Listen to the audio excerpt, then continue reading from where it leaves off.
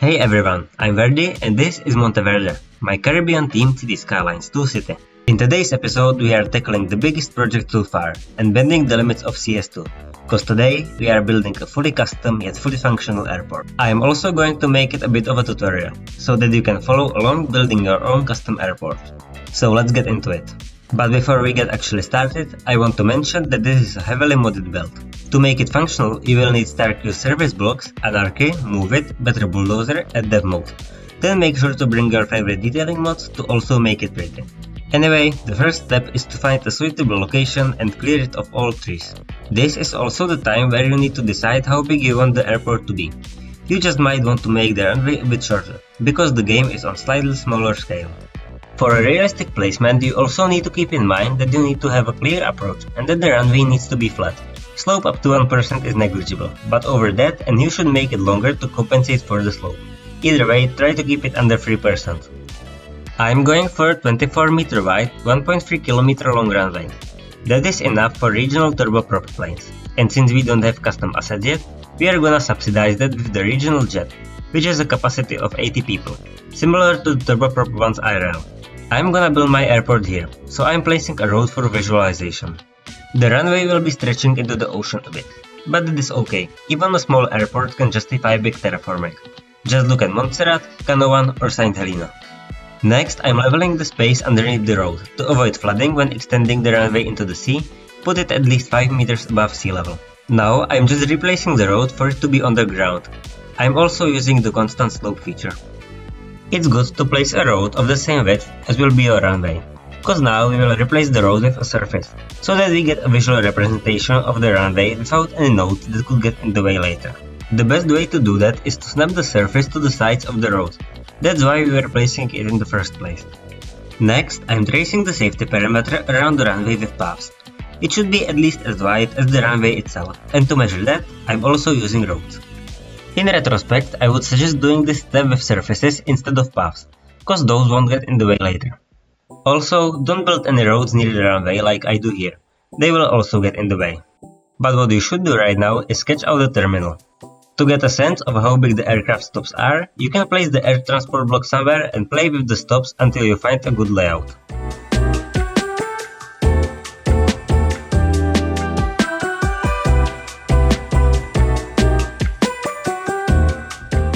Now that you know where exactly will the terminal be, you can delete the temporary block and place the final one at the future entrance to the terminal. And to better visualize everything, I suggest pressing the tab key to open Dev mode, selecting Gizmos and then Pathfinding Debug System. This will bring out these lines which will help us to see if everything is properly connected. First, I'm placing the aircraft stand. I'm selecting the Show Markers option to see the included taxiway. You can see that there are two little corners still visible through the black marker. That's the side you should place towards the terminal, because the planes will be entering from the other side without the corners. Next, we are going to place the runways. We won't be using the runway upgrades from the block, because runways are one way. Planes land from one side and take off from the other. But I want mine to be both way. Since one side is blocked by mountains, I need the planes to take off from the same side they landed from. For that, I will need to overlay two runways on top of each other, which is impossible to do with the upgrade. That is why I will be using runway networks accessible via Dev mode. Just press the home key and search for airplane. You'll find everything you will need there. First, I'm placing the landing runway. If anything gets in the way, you can always place the runway a bit to the side and move it in place later. And if you want to check the directions of something, there are tiny arrows on the light blue lines. Next, I'm placing the takeoff runway. And before moving it in place, I'm also starting to fiddle with the turnaround. There will be no dedicated taxiways here, so the planes need to turn around at the end of the runway. Thus, I need to have taxiway networks inside the runway, so that they can reach the stands. This process is pretty tedious, because the taxiways and runways are fake and don't always connect properly. That is where the pathfinding debug helps you to see where the problem is. It also makes the networks visible, so you know where they are.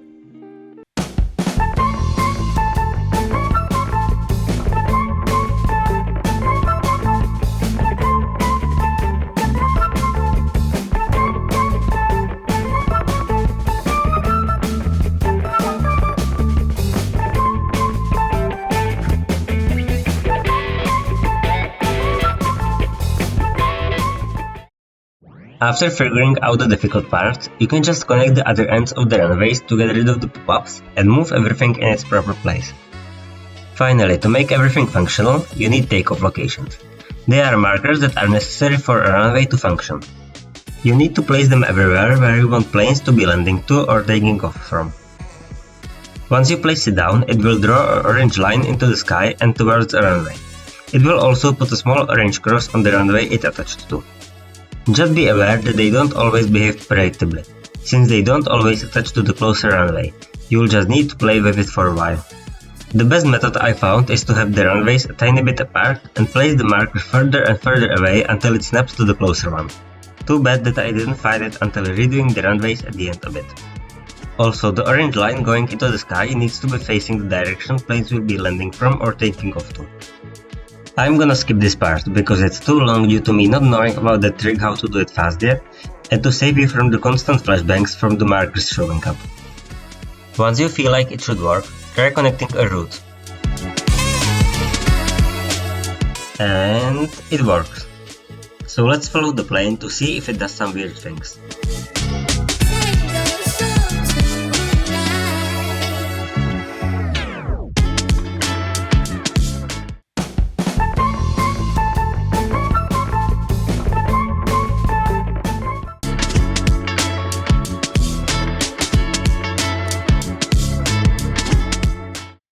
And of course it does.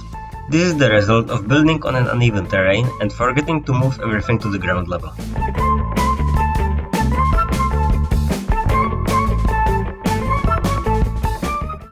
Fortunately, that's easy to fix. Just select it with Move It and Ctrl H it to a node that you know is in the right height. So here we go, attempt number 2.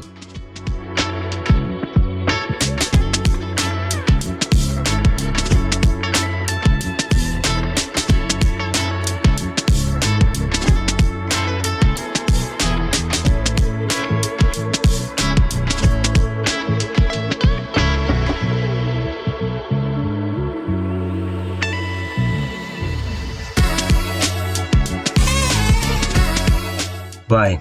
Just why? This, however, was not only a problem with elevation, so I ended up redoing the turnaround altogether. And it finally works. That means we can end the tutorial-like part and move towards building and detailing the actual airport site.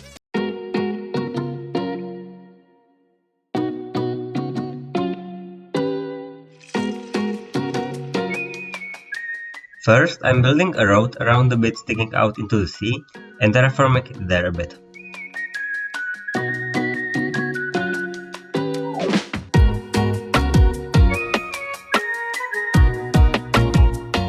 Then I'm moving on to the terminal, which I'm splicing together from a couple of office buildings.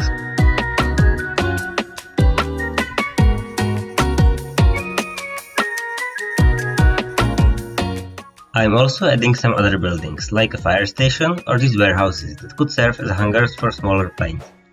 I just didn't find anything that could pass off as a control tower, so I guess the taller section of the terminal will have to serve as one. Next I'm doing all the miscellaneous stuff, like surfaces, fence, building the turnaround at the end of the runway and others. So let's put that all into a montage.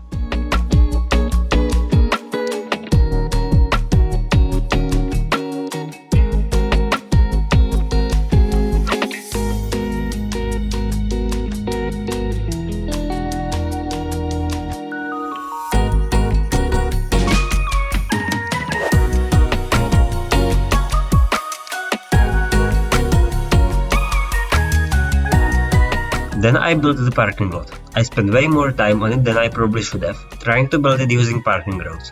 It turned out to be much easier to do it fully custom.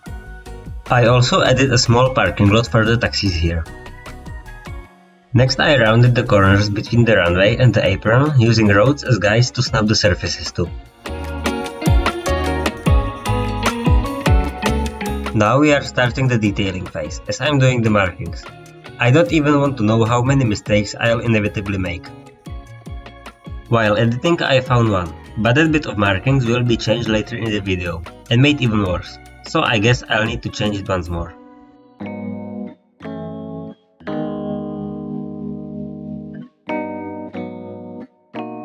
The numbers on the runway are assigned based on which direction it's facing, measuring in degrees, with north being 0 and going clockwise. The measurement is then rounded to tens and the last 0 is dropped. Instead of 0, 0, 36 is used.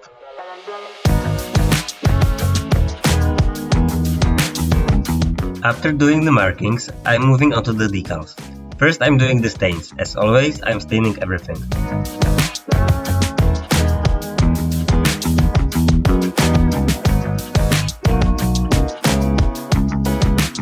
Then I'm moving onto the grass. I'm going for a dry look just as on the football field from the last episode.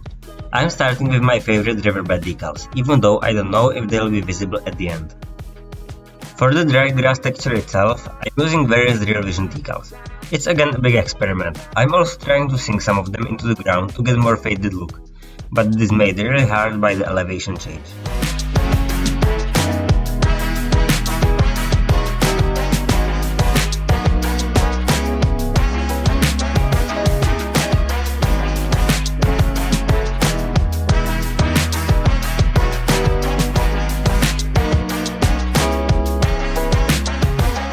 After finishing most of the decals, I tried lining the runway with sunken dead bushes to make the grass less flat. The line along the runway didn't look great, but I ended up randomly placing the bushes all over the grassy area.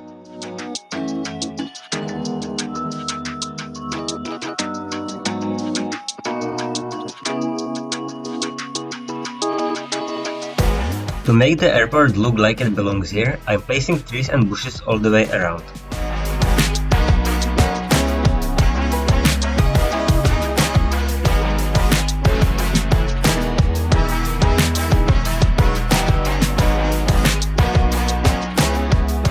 Now we are slowly but surely getting to the part of the video where it's pretty much finished and I'm just randomly going around adding last bits of details or redoing something.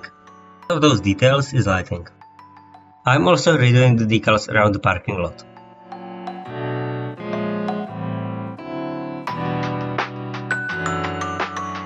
Then adding some random bits around the terminal.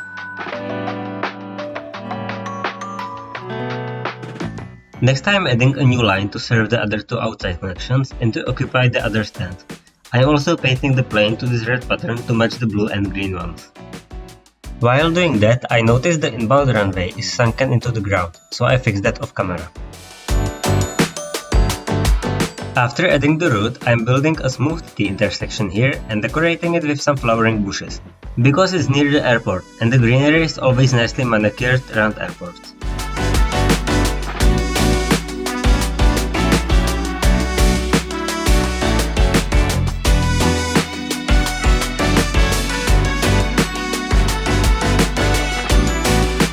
Here I built another one, but this one will get replaced with a roundabout.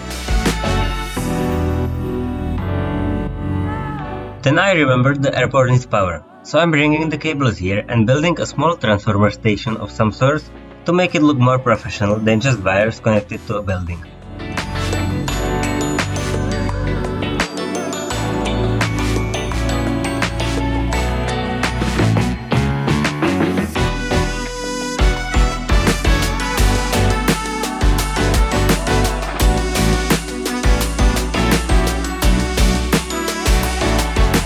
After completing the electrical connection, I'm moving to the bit of the runway sticking out to the sea and finally building the rock wall.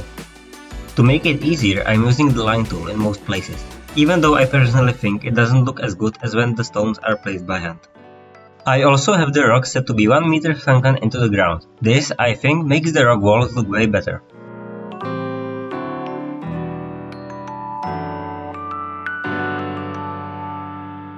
Underneath the rocks, I'm placing a grey surface to make sure that absolutely no grass is poking through.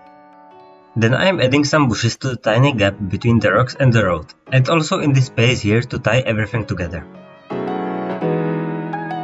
And finally some bushes inside the rock wall itself. Without them it looked kind of disjointed and unnatural.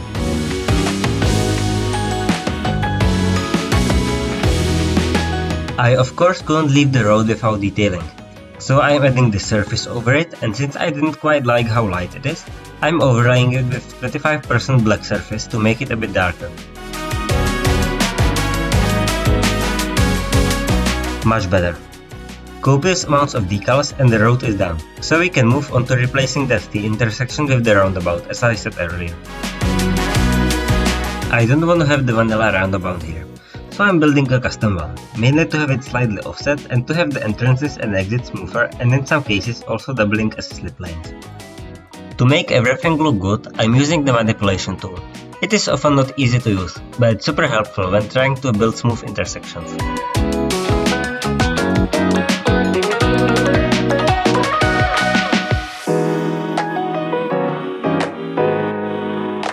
And as the last thing before wrapping up the episode, let's make some final changes to the runway. The first change is gonna be here at the pre-threshold area. These chevrons are supposed to be yellow and there should be a horizontal line after them. But I'll change more here, as I'm gonna make the pre-threshold longer and change its type. The chevron one is not suitable for aircraft movement, often used as blast path, which I don't need here. So I'll change it to one that is suitable for aircraft movement, so that it can be used in cases of aborted takeoff or when landing in worse conditions, or with heavier aircraft than what would normally be allowed here.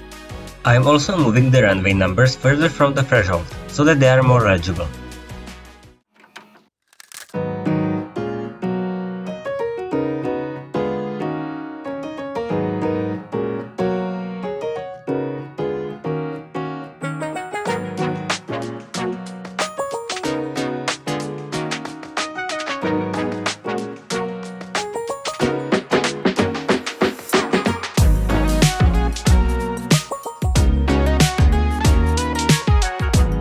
And as the last change, I'm making the turnaround bigger, so that the planes don't get as near to the grouse as they used to.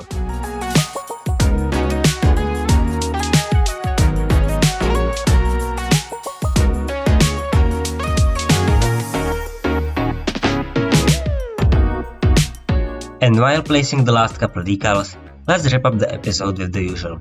Like, subscribe, leave a comment, but most importantly, take care, stay tuned for the next one, and enjoy the cinematics.